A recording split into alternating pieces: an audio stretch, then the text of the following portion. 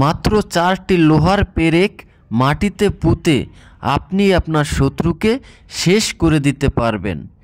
রাতে যখন সে ঘুমাবে ওই ঘুমেই হবে তার শেষ ঘুম, ওই ঘুম থেকে সে আর উঠতে পারবে না। এই লোহার পেরেক দিয়ে যে বান মারার তদবিরটা আছে এটা অত্যন্ত কার্যকারী, 100% কার্যকারী। আপনারা কারো ক্ষতি করার জন্য এই বান মারা তদবিরগুলো প্রয়োগ করবেন না।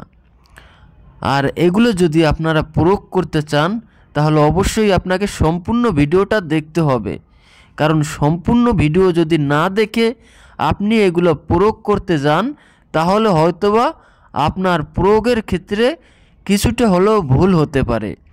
আর এই বান মারা তদবিরে যদি বিন্দু মাত্র ভুল হয় তাহলে এই তদবিরগুলো আপনার কোনো কাজেই আসবে না, বরং আপনার আরও ক্ষতি হতে পারে।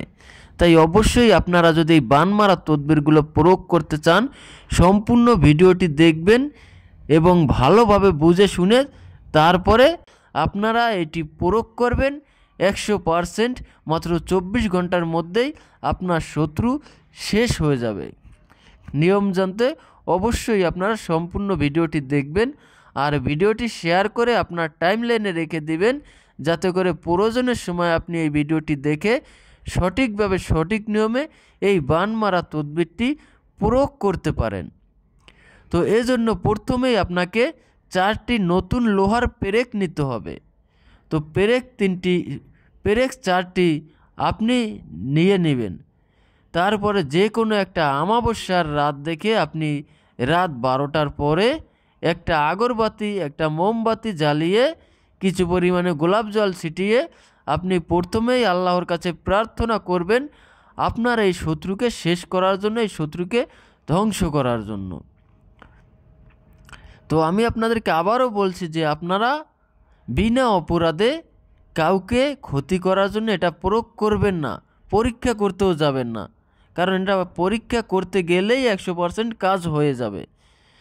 তো আপনারা যারা শত্রুর জ্বালায় অতিষ্ঠ, যে সমস্ত শত্রুরা আপনাকে বিনা অপরাধে অত্যাচার করতেছে তাদের জন্যই কেবলমাত্র এই তদবিরটা, এই বান মারা তদবিরটা প্রয়োগ করবেন।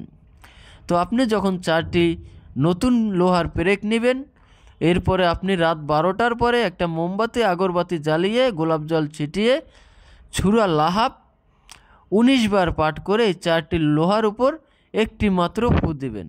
সূরা লাহাব সম্পর্কে আপনারা হয়তো অনেকেই জানেন, এই সূরা লাহাবের দ্বারাই কিন্তু আবু লাহাবকে ধ্বংস করা হয়েছিল। তাই এই সূরা লাহাব দিয়ে আপনি আপনার শত্রুকেও ধ্বংস করে দিতে পারবেন। তো সূরা লাহাবটি যারা মুসলিম ভাই বোনেরা আছেন তারা হয়তোবা সকলেই জানেন এবং সকলের মুখস্থ আছে। যাদের মুখস্থ নেই তাদের জন্য আমি স্ক্রিনে বাংলা উচ্চারণ সহকারে এই সূরা লাহাবটি দিয়ে দিব। তো যখন আপনার এইটি নিয়ম মতো পাঠ করা হয়ে যাবে এবং লোহায় ফু দেওয়া হয়ে যাবে তখন আপনি এই লোহার 4টি সংগ্রহ করে রেখে দিবেন। আপনি সুযোগ বুঝে আপনার সেই কাঙ্ক্ষিত শত্রুর বাড়িতে গিয়ে সে যেই বিছানায় ঘুমায়, যেই খাটে ঘুমায়, ওই খাটের 4 কোণায় মাটিতে আপনি এই লোহার পেরেক 4টি পুঁতে দিয়ে আসবেন।